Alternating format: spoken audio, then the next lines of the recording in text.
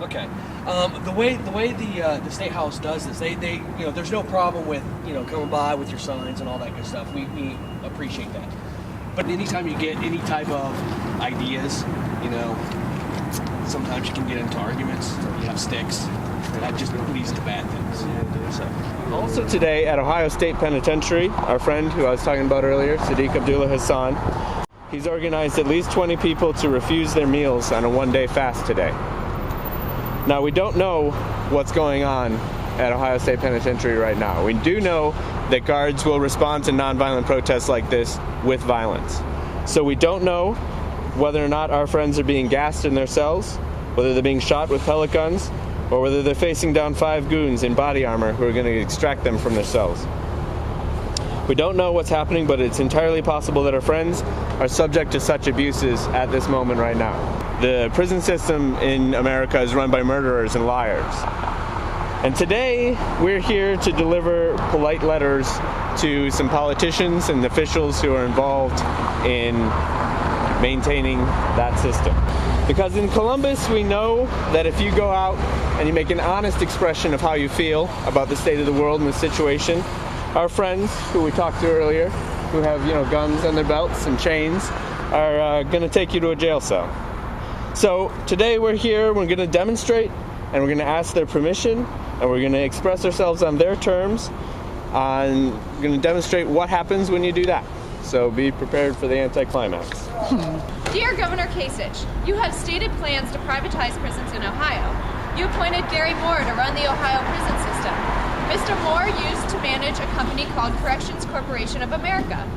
CCA runs a bunch of privately owned for-profit prisons across the U.S. If you take a look at the high commissary and telephone prices, the forced labor and low state pay, the racial disparities among prisoners in Ohio, it becomes very clear that this system is pretty much indistinguishable from slavery. People in chains are forced to work for little or no real compensation. That's not right. We are here to politely ask you to shut this system down. Stop letting your friend run slave labor camps in the state of Ohio. Also, some of us would really like to see you use your executive power to pardon some of the prisoners. Well, a lot of the prisoners. Please, trust the people of Ohio to take care of themselves instead of forcing us to be served and protected by people like Mr. Moore, who are primarily interested in making money. We can't possibly do a worse job than him. Sincerely, us. To Director Moore, we've been talking recently about commissary and telephone prices in Ohio prisons. We've noticed that these prices have been steadily rising for decades, while state pay remains basically level. This amounts to an artificial economy, run from the top down by the prison administrators and related private companies. When you take into account that prisoners are also forced to work either in staffing, cleaning, or maintaining the prisons, or providing cheap labor to a myriad of for-profit businesses, it becomes clear that the Ohio prison system is actually a slave labor camp. We would appreciate it if you'd stop running slave labor camps in the state of Ohio. Thank you. Sincerely, us. Dear Senator Portman, you accepted at least $272,853 in campaign contributions from defense and security interests to support and vote for the NDAA, a law that allows for the indefinite detention of U.S. citizens. What is wrong with you? Is $272,853 really that hard to come by? Why do you think you need that money more than the American people need their constitutional protections? How can you live with yourself? Please write us back at the above address and explain yourself. Thank you, us.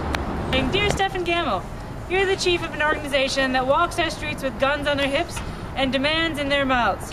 Your underlings drive around our neighborhoods day and night armed to the teeth, shining spotlights at us and capturing our every move on many surveillance cameras. Sometimes, in the middle of the night, you chase our neighbors in helicopters and frighten our pets and children with your noise. Sometimes I think that maybe our pets and children are right to be frightened of you. I think that maybe we should all be more frightened. Your organization is the scariest, most threatening, and violent street gang in the city of Columbus. We're here today to ask you to please stop doing all these things and leave us the fuck alone. I added to swear. Sincerely,